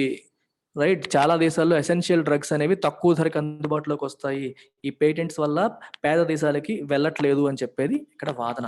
Surely that will not take much time. అది పెద్ద time అసలు పట్టదు. The argument put forth by multinational pharmaceutical firms is that a breach in the patent barricade will allow China to steal their technologies now and in the future. ఈ పెద్ద pharmaceutical companies ఏమంటాయి? A breach in the patent barrier. Patent barrier ని breach చేయడం. Breach అంటే violation, barrier అంటే అడ్డంకి. Patents ఒక అడ్డంకిగా ఉండడం వల్ల వేరే వాళ్ళు దొంగిలించకుండా ఆగుతోంది. కానీ ఎప్పుడైతే మీరు వేవర్ చేశారో, ఈ అడ్డంకిని తీసేశారో, వైలేట్ చేశారో, తీసేశారో, చైనా వెంటనే మా యొక్క టెక్నాలజీని దొంగిలించేస్తుంది. ఇప్పుడే కాదు, ఫ్యూచర్ లో కూడా. కష్టం మాది, ఫలితం వాళ్ళకి అయిపోతుంది అనేది పెద్ద పెద్ద ఫార్మాస్యూటికల్ కంపెనీస్ చెప్తూ ఉంటాయి. The original genomic sequence was openly shared by China, which gave these firms a head start in developing vaccines. అసలు ఫస్ట్ ఆఫ్ ఆల్ ఈ కంపెనీస్ వ్యాక్సిన్స్ తయారు చేయగలిగాయి అంటే కారణం ఏంటి? చైనా ఒరిజినల్ జినోమిక్ సీక్వెన్స్ ని షేర్ చేయడం వల్లే. ఎందుకంటే కోవిడ్-19 మనకి చైనాలోనే పుట్టింది కదా. సో చైనా ఆ జీన్ సీక్వెన్స్ ని వాళ్ళ శాస్త్రవేత్తలు కనిపెట్టి ప్రపంచవ్యాప్తంగా అందరికీ షేర్ చేశారు. షేర్ చేయబట్టే ఈ వైరస్ పలానా స్ట్రక్చర్ తో ఉంది, పలానా నిర్మాణంతో ఉందని తెలుసుకోగలిగారు. తెలుసుకున్న తర్వాతే దీన్ని ఎలా ఎదుర్కోవాలనే వ్యాక్సిన్ తయారు చేయడం అనేది జరిగింది. సో చైనా ఆ రోజు షేర్ చేయకపోయి ఉంటే ఈ రోజు ఈ కంపెనీస్ తయారు చేసేవే కాదు కదా అనేది point. Much of the foundational science that built the path for vaccine production came from public funded universities and research institutes. Vaccine productions ki అవసరమైన ఈ ఫౌండేషనల్ సైన్స్ అనేది ఎక్కడి నుంచి వచ్చింది? పబ్లిక్ ఫండెడ్ యూనివర్సిటీస్ అంటే అర్థమేంటి? గవర్నమెంట్ యూనివర్సిటీస్, రీసెర్చ్ ఇన్స్టిట్యూట్స్ నుంచే ఈ foundational science అంతా వచ్చింది. దాన్ని ఉపయోగించి కార్పొరేట్ కంపెనీస్ తయారు చేసుకుంటున్నాయి కదా అంటున్నారు. Further, what use is it to hold on to patents when global health and the global economy are devastated? Who will buy these precious products? And ఒకవైపు ప్రపంచవ్యాప్తంగా హెల్త్ డివాస్టేట్ అవుతుంది, నాశనం అయిపోతుంది, ఎకానమీస్ నాశనం అయిపోతున్నప్పుడు మీరు ఈ పేటెంట్స్ పెట్టుకొని ఏం సాధిస్తారు? ఎవరు కొంటారు మీ ప్రొడక్ట్స్? ప్రపంచమే నాశనం అయిపోయి ఎవరు కొంటారు మీ ప్రొడక్ట్స్ అని ఈయన క్వశ్చన్ చేస్తున్నాడు. The perennial argument. పెరెన్నియల్ అంటే అర్థం ఏంటి? జీవ నది అంటాం కదా, పెరెన్నియల్ రివర్, రైట్? జీవనది అంటాం మనం. పెరెన్నియల్ ఆర్గ్యుమెంట్ అర్థం ఏంటి? ఎప్పుడు ఉండే ఆర్గ్యుమెంట్, మనం ఎప్పుడు వినే ఆర్గ్యుమెంట్ ఏంటది? Offered for defending patent protection is that innovation and investment by industry need to be financially rewarded to incentivise them to develop new products. మీకు స్టార్టింగ్ లోనే చెప్పాను, అసలు పేటెంట్ ని ఎందుకు ప్రొటెక్ట్ చేయాలి అంటే అర్థం ఏంటి? ఇన్నోవేషన్ మరియు ఇన్వెస్ట్మెంట్. కంపెనీస్ ఇన్వెస్ట్ చేస్తాయి, పెట్టుబడులు పెడతాయి. ఇన్నోవేషన్ కొత్త తరహా ఆలోచనతో రీసెర్చ్ చేస్తాయి, చేసి ఒక ప్రొడక్ట్ ని తయారు చేస్తాయి. ఇలా తయారు చేసే ప్రొడక్ట్ ని పేటెంట్ చేసే అవకాశం ఇస్తేనే they will be incentivised, they will be encourage to do such research. Future లో కూడా అలాంటి రీసెర్చ్ టేకప్ చేయడానికి, ఇన్నోవేషన్ చేయడానికి, ఇన్వెన్షన్ చేయడానికి అవి ఎంకరేజ్ అవుతాయి. మీరు పేటెంట్ అనే కాన్సెప్ట్ లేదనుకోండి, వేరే వాళ్ళు ఈజీగా దాన్ని స్టీల్ చేసేస్తారు. అప్పుడు వీళ్ళకి ఎంకరేజ్మెంట్ ఉండదు. ఇంక నేను పడిన కష్టం అంతా వేరే వాడు తినేశాడు అని చెప్పి వస్తుంది అని చెప్పి. చూడండి, ఒక కష్టపడి ఒక అబ్బాయి బాగా చదువుకొని రాశాడు. మీరు ఎగ్జామ్ లో అందరూ కూడా అబ్బాయి పేపర్ చూసి రాసేయచ్చు అని చెప్పి అలో చేశారనుకోండి, ఆ అబ్బాయికి ఎన్ని మార్కులు వస్తాయో పక్కనోడికి కూడా అన్ని మార్కులే వస్తాయి. అప్పుడు ఈ అబ్బాయి ఏమనుకుంటాడు? నేను ఎందుకు కష్టపడ్డం, నేను చదివినా నాకు 30కి 30 వస్తే పక్కనోడికి కూడా 30, ఎందుకంటే నాది కాపీ కొట్టే అవకాశం టీచర్ గారు ఇచ్చేసారు కదా అనుకుంటాడు ఈ అబ్బాయి. సో నేను చదవను, నేను ఎందుకు చదవాలి, నేను 15 మార్కులే తెచ్చుకుంటాను, పక్కనోడికి 15. అప్పుడు నేను క్లాస్ ఫస్టే, నాతో పాటు అందరూ ఫస్టే. ఇప్పుడు నేను క్లాస్ ఫస్టే, ఇప్పుడు నాతో పాటు అందరూ ఫస్టే, నాకేమీ ఇన్సెంటివ్ లేదు కదా అని చెప్పి అబ్బాయి అనుకుంటాడు. సిమిలర్ గా కంపెనీస్ కూడా అంతే. ఇదే ఎప్పుడు మనం ఇచ్చే ఆర్గ్యుమెంట్ దీన్ని సపోర్ట్ చేయడానికి. అయితే even if compulsory licences are issued bypassing patent restrictions, royalties are paid to the original innovators and patent holders. ఇదే మీకు ఇందాక చెప్పాను. పేటెంట్ రెస్ట్రిక్షన్స్ ని బైపాస్ చేసి కంపల్సరీ లైసెన్స్ ఇష్యూ చేశారు అనుకోండి, వాళ్ళు రాయల్టీస్ పే చేస్తారు. ఎవరైతే ఒరిజినల్ గా ప్రొడక్ట్ తయారు చేస్తారో, మీకు ఒక ఫ్రాంచైజీ సిస్టమ్ లా అనుకోండి. కేఎఫ్సి, మన ఊర్లో కూడా కేఎఫ్సి ఉంటది. ఒరిజినల్ ఫార్ములా మన ఊరోడు కనిపెట్టాడా?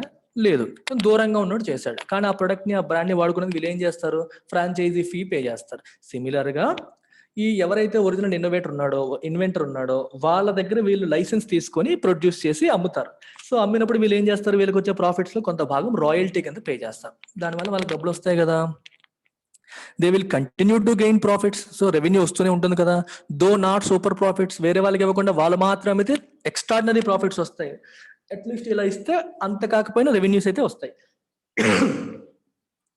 Pfizer's vaccine generated 3.5 billion in revenue in the first quarter of 2021. 2021 first quarter లోనే $3.5 billion రెవెన్యూ వచ్చిందంట ఫైజర్ కి, while mostly reaching the arms of the world's rich, డబ్బున్నోళ్ళ చేతుల్లోకి మాత్రమే చేరింది. It expects $15 billion sales this year. ఈ సంవత్సరం $15 billion sales ని ఎక్స్పెక్ట్ చేస్తుంది. Moderna says it expect sales of $18.4 billion in 2021. Pfizer కంటే ఎక్కువ వీళ్ళు ఎక్స్పెక్ట్ చేస్తున్నారు. The incentive to protect profits is very strong indeed. అందుకనే ఈ ప్రాఫిట్స్ ని కాపాడుకోవాలి, ఇంత ప్రాఫిట్స్ వచ్చే అవకాశాన్ని మనం ఎందుకు వదిలేసుకోవాలి అని చెప్పి వాళ్ళు ఆబ్వియస్ గా ట్రై చేస్తారు. ఇన్సెంటివ్ అంటే ఎంకరేజ్మెంట్ టు ప్రొటెక్ట్. ఎంతెంత డబ్బులు వచ్చినప్పుడు దాన్ని ఎందుకు వదిలేయాలని ఆలోచన నార్మల్ గా వస్తుంది. సో దీనికి క్లైమాక్స్ ఏంటి? Building on Biden's gesture. Gesture అంటే ఆయన తీసుకొచ్చిన ఈ సిగ్నల్, ఈ సింబల్, ఈ సింబాలిజం ని ఇంకా ముందుకు తీసుకెళ్ళడం ఎలాగా జెస్చర్ అంటాం. ఇప్పుడు ఫర్ ఎగ్జాంపుల్ ఇలా చెయ్యూపారు అనుకోండి, it is a gesture, symbolic గా మనం చెప్పడం అనమాట.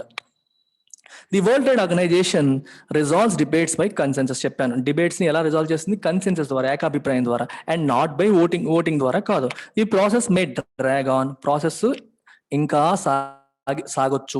డిస్పైట్ యుఎస్ ఇంటర్వెన్షన్, అమెరికా ఇందులో ఇన్వాల్వ్ అయ్యి సపోర్ట్ చేసినప్పటికీ కూడా ప్రాసెస్ డ్రాగ్ అయ్యే అవకాశం ఉంది. ఎందుకంటే వేరే కంట్రీస్ దీన్ని సపోర్ట్ చేయకపోవచ్చు. If Mr Biden succeeds in driving consensus, ఒకవేళ బైడెన్ ఏకాభిప్రాయం వచ్చేలాగా చేయగలిగితే, దాంట్లో సక్సీడ్ అవ్వగలిగితే, to provide a global thrust to combat a global threat, ఈ గ్లోబల్ థ్రెట్ ని ఫైట్ చేయడానికి గ్లోబల్ థ్రస్ట్ అంటే ఫోర్స్, ప్రపంచవ్యాప్తంగా దేశాలన్నీ కలిసి పోరాటం చేసే ఫోర్స్ ని తేగలిగితే, he will match Franklin D Roosevelt's leadership in the second world war. Second world war లో రూజ్వెల్ట్ ఎంత చక్కగా లీడ్ చేశాడో అంత గొప్ప పొజిషన్, అంత గొప్ప పేరు ఈయన తెచ్చుకోవచ్చు, అలాంటి లీడర్షిప్ నేను తెచ్చుకోవచ్చు అని చెప్పి అన్నారు. He does not have such an alliance in place now. అప్పుడు ఆయనకి అలయన్స్ ఉంది అంటే వేరే సపోర్టింగ్ కంట్రీస్ ఉన్నాయి, కానీ ఇప్పుడు ఈయనకి అటువంటి సపోర్టింగ్ కంట్రీస్ లేవు. కానీ చేయగలుగుతాడో లేదో చూడాలి. So developing countries must take heart from his gesture and start issuing compulsory licences. ఇక్కడ పాయింట్ అదే, కంపల్సరీ లైసెన్సెస్ ఇష్యూ చేసే అవకాశాన్ని ఇవ్వాలి అంటున్నారు. Developing countries must take heart. Take heart అంటే అర్థం ఏంటి? గెట్ ఎంకరేజ్డ్ బై, దాని నుంచి మీరు ఎంకరేజ్మెంట్ తీసుకొని start issuing compulsory licences issue చేయడం మొదలు పెట్టాలి వేరే కంపెనీస్ కి. The Doha declaration on TRIPS flexibilities permits their use in a public health emergency. TRIPS అంటే అర్థం ఏంటి? World trade organization, trade related aspects in intellectual property. Trade related aspects in intellectual property, వీటిని మనం trips అంటాం. World trade organization లో 3 రకాలు ఉంటాయి. ఒకటేంటి? గుడ్స్ కి సంబంధించిన ట్రేడ్, సర్వీసెస్ కి సంబంధించిన ట్రేడ్, మూడోది ఇంటెలెక్చువల్ ప్రాపర్టీకి సంబంధించిన ట్రేడ్. వీటిని ప్రొటెక్ట్ చేయాలి అనేది దీని యొక్క ఉద్దేశం. ఈ ట్రిప్స్ ఈ specific to intellectual property rights. Doha అనే ఊర్లో దీని మీద ఒక డిక్లరేషన్ జరిగింది. అందులో ఏమన్నారు అనుకుంటే, ఐపీని ప్రొటెక్ట్ చేసుకోవాలి, ఇంటెలెక్చువల్ ప్రాపర్టీని ప్రొటెక్ట్ చేసుకోవాలని అనుకున్నారు. కానీ ఎమర్జెన్సీ సిచ్యువేషన్స్ లో, పబ్లిక్ హెల్త్ ఎమర్జెన్సీ సిచ్యువేషన్స్ వచ్చినప్పుడు it gives you flexibility to permit their use. వాటిని వేరే వాళ్ళకి ఇవ్వచ్చు, పేటెంట్ వైవర్ని ఇవ్వచ్చు ఎమర్జెన్సీ సిచ్యువేషన్ అని చెప్పి ఆ డిక్లరేషన్ లో కూడా అనుకున్నారు. National governments must be trusted to promote credible companies and not permit fly by night operators. ఈ నేషనల్ గవర్నమెంట్స్ ని మనం ట్రస్ట్ చేయాలి. ఏ విషయంలో? To promote credible companies. Credible అంటే నమ్మదగిన కంపెనీస్ కి. ఇప్పుడు లైసెన్స్లు అనేవి ఎవరి పడతలకు ఇచ్చేస్తావా? ఎప్పటి నుంచో ఉండి ఎస్టాబ్లిష్ అయిన కంపెనీస్ కి మాత్రమే ఇచ్చేలాగా. మరియు not permit fly by night. అరే రేపు పర్మిషన్స్ ఇస్తుందని చెప్పి రాత్రి కొంతమంది కంపెనీలు పెట్టేస్తారు, సూట్ కేస్ కంపెనీస్. అట్లాంటి వాళ్ళని ప్రమోట్ చేయకుండా ఎప్పటి నుంచో ఉన్న పేరెంట్ ఉన్న కంపెనీస్ నే ట్రస్ట్ చేస్తుంది అని చెప్పి, ఇన్ఫాక్ట్ వాటిని ప్రమోట్ చేస్తాయని చెప్పి మనం ఈ గవర్నమెంట్స్ ని ట్రస్ట్ చేయాలి. High income countries and multilateral agencies, డబ్బున్న దేశాలు మరియు మల్టీలేటరల్ ఏజెన్సీస్ అంటే world health organization, world trade organization, world bank, IMF అంటే మోర్ దాన్ 3 countries మెంబర్స్ గా ఉన్న ఆర్గనైజేషన్ మల్టీలేటరల్ ఆర్గనైజేషన్స్ అంటారు. ఇవేం చేయాలి? దే షుడ్ ప్రొవైడ్ ఫైనాన్షియల్, ఆర్థికపరమైన, టెక్నికల్ సపోర్ట్ ని అందించాలి. ఎందుకు? To enable expansion of global production capacity. Vaccine production capacity expand అవ్వడానికి, ఎనేబుల్ చేయడానికి వాళ్ళు they should give this technical support that will reflect both ennobling altruism and enlightened self interest. Self interest అంటే స్వప్రయోజనం, అంటే అందరికీ, ఒకళ్ళకని కాదు. ప్రపంచం అనేది ఒక్కటి అనుకునేటప్పుడు మన ప్రయోజనాల కోసం, మన కోసం మనం చేస్తున్నాము అనే ఎన్లైటన్మెంట్. ఇప్పుడు ప్రాబ్లం అదే కదా, రిచ్ అనుకుంటారు నా కోసం నేను దాచుకుంటే నేను బాగుపడతాను అనుకుంటారు. కాదు, అందరికీ వెళ్తేనే ఆ వైరస్ నశిస్తుంది. కొంతమంది ప్రొడక్ట్ అయితే వైరస్ నశించదు. అందుకే ఎన్లైటెండ్ సెల్ఫ్ ఇంట్రెస్ట్ ఆలోచిస్తున్నావు, కానీ ఎన్లైటన్మెంట్ లేదు, నీకు నాలెడ్జ్ లేదు. ఎన్లైటన్మెంట్ వస్తే నువ్వు అందరికీ ఇస్తే గానీ నా ప్రాబ్లం సాల్వ్ అవ్వదని అర్థం కాదు నీకు. ఆల్ట్రూయిజం అంటే అర్థం ఏంటి? పక్కన వాడికి మంచి చేయాలనే తపన, మంచితనం అన్నమాట. రైట్. సో ఇలా చేస్తేనే మీకు మీరు మంచి వాళ్ళు, ఇంత మంచి తత్వం ఉంది అనే విషయం తెలుస్తుంది. Right, that will reflect. అంటే ఈ పనిలో ఆ మంచితనం అనేది కనిపిస్తుంది అని చెప్పి అంటున్నారు. మరి what is the meaning of ennobling? Noble అంటే అర్థం ఏంటి? మామూలుగా నోబుల్ అనే పదానికి మీనింగ్ ఏంటి చెప్పండి? నోబుల్ అంటే గొప్ప, పేరున్న అని కదా. ఇప్పుడు ఇలా చేస్తే ఒక గ్రేట్ డిగ్నిటీ వస్తుంది, నొబిలిటీ వస్తుంది. ఎవరికి? ఈ గ్లోబల్ ఆర్గనైజేషన్స్ కి, మల్టీలేటరల్ ఆర్గనైజేషన్స్ కి, రిచ్ కంట్రీస్ కి మల్టీలేటరల్ ఆర్గనైజేషన్ కి వస్తుంది నొబిలిటీ. మీరు చాలా రిచ్ కంట్రీసే కాదు, నోబుల్ కంట్రీస్, మంచి గొప్ప మనసున్న కంట్రీస్ అనే పేరు కూడా మీకు వస్తుంది. అలాగే ఎన్లైటెండ్ సెల్ఫ్ ఇంట్రెస్ట్ మీకు నిజంగానే మీకు సెల్ఫ్ ఇంట్రెస్ట్ అంటే మిమ్మల్ని మీరు కాపాడుకోవాలనుకుంటే మీరు మిగిలిన వాళ్ళు కూడా ప్రొటెక్ట్ చేయాలి. అప్పుడే మిమ్మల్ని మీరు కాపాడుకోగలుగుతారు. ఆ ఎన్లైటన్మెంట్ కూడా మీకు వచ్చినట్టు తెలుస్తుంది అని అర్థం. సో ఈ ఆర్టికల్ రాసింది ఎవరు? Professor K Srinath Reddy. ఈయన ఒక కార్డియాలజిస్ట్ మరియు epidemiologist, and is president public health foundation of India, PHFI president. ఆయన యొక్క పర్సనల్ వ్యూస్ ఇవి. ఇది హిందూ వ్యూస్ కాదు, ఆయన ఆదర్ యొక్క personal views. Take care, by by.